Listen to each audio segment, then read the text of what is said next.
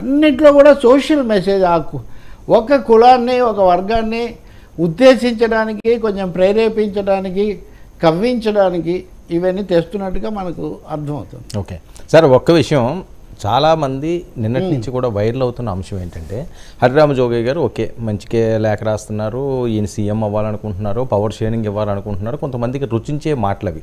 కానీ ఇదే పవన్ కళ్యాణ్కి 2009లో ఇదే సోకాల్డ్ కాపు పెద్దలందరూ కూడా ఒక మీటింగ్ పెట్టుకుని, పవన్ కళ్యాణ్ ఎక్కడైతే నిలబడ్డారో భీమవరంలో బలమైన కాపు సామాజిక వర్గం ఉంది, గాజువాకలో కూడా అదే పరిస్థితి ఉంది. 2019కే బలమైన సామాజిక వర్గం. ఆ రెండు ప్రాంతాల్లోనే వీళ్ళందరూ కలిసి నిలబడి గెలిపించలేకపోయారు, ఆయన్నే ఓటమి పాలయ్యే స్థితికి తీసుకొచ్చారు. ఈ రోజు వచ్చి సూచనలు సలహాలు ఇచ్చి నేను అసెంబ్లీకి వెళ్తాను రా బాబు అంటే దాన్ని కూడా అడ్డుకుండే పరిస్థితి చేస్తున్నారు. వీళ్ళకి ఏమో హక్కు ఉంది అని. ఇప్పుడు జీనా యహ మర్నా యహ ఇస్కే శివ జానా కహా అని రాజకపూర్ మేరా ఏదో పాట పాడుతారు. అట్లాగే ఇక్కడ పవన్ కళ్యాణ్ ఓడిపోయినప్పుడు గెలిచినప్పుడు కూడా ఫండమెంటల్ ప్రాథమికమైన బేస్ అదేని భావిస్తున్నారు. నిజమే, చిరంజీవి కూడా పాలకొల్లో ఓడిపోయారు, తిరుపతిలో.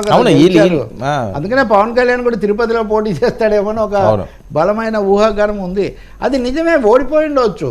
కానీ అంత మాత్రాన వాళ్ళ మీద ఆధారపడకుండా ఉండరు కదా.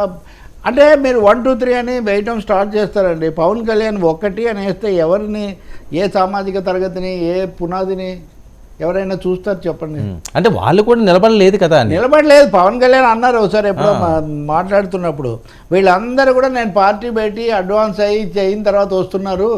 అప్పుడు ఆయన ఈవెన్ జేడీ లక్ష్మణ్ గారు కూడా చివరిలో వెళ్ళి అప్పుడు చేరారు. కొన్ని పేర్లు కూడా చెప్పి వీళ్ళంతా ఇప్పుడు వచ్చి మాట్లాడుతుంటే నేను కార్యవర్గంలో అందుకే ప్రశ్నించాను, మీరు ఎప్పుడు వచ్చారు, ఏం చేశారని.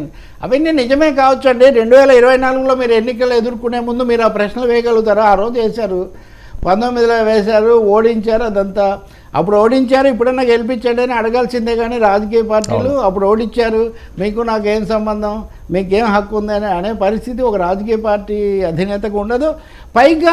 పైగా వీళ్ళతో ఏమాత్రం చెడగొట్టుకున్నా తెలుగుదేశం ముందు ఆయన బార్గెనింగ్ పవర్ మరింత తగ్గిపోతుంది. ఏది మీ శిబిరంలో కూడా ముసలం వచ్చింది, మీకు కూడా ఆక్షేపణలు వస్తున్నాయన్నందుకు తెలుగుదేశం దగ్గర జనసేనకు ఇదిగో ఇంత మాకు ఓట్ బ్యాంకు, నా పర్సనల్ అభిమానులు ఇంతమంది ఉన్నారు, నన్ను బలపరిచే వాళ్ళు ఇంతమంది ఉన్నారు, మా అన్నయ్య అభిమానులు, మెగా అభిమానులు ఇంతమంది ఉన్నారని చెప్పాలి ఆయన. దట్స్ యాక్చువల్ రియల్ పాలిటిక్ అంటారు. నిజమైన రాజకీయాలు అలా ఉంటాయి. అందుకనే దాన్నే ఈ జోగయ్య, హరిరామ్ జోగయ్య దాన్ని పెంచుతున్నారు, ఇబ్బందులు కూడా పెట్టే ప్రయత్నం చేస్తున్నారు.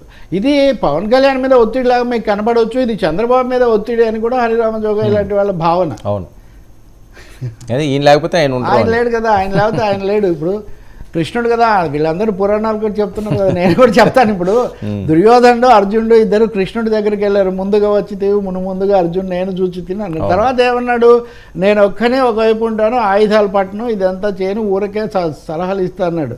నాతో సమానమైన 10,000 మంది ఎదువీరులు అటువైపు ఉంటారంటే దుర్యోధనుడు వాళ్ళని తీసుకొని వెళ్ళిపోయాడు. ఇప్పుడు పవన్ కళ్యాణ్తో సారథ్యం వహించడంతో పాటు ఆ 10,000 మంది వాళ్ళు కూడా కావాలి కదా చంద్రబాబు నాయుడికి. వాళ్ళని వదిలేసుకొని రా, లేకపోతే ఒక్క నిమిషంలో స్టేట్మెంట్ రాదు. అవును, పవన్ అభిమానులు ఏది పడితే అది రెచ్చిపోయి వైరల్ చేస్తుంటారు. హరిరామ జోగయ్య మీద ఎందుకు చేయడం లేదు? ఒక చిన్న పాయింట్ ఆలోచించండి.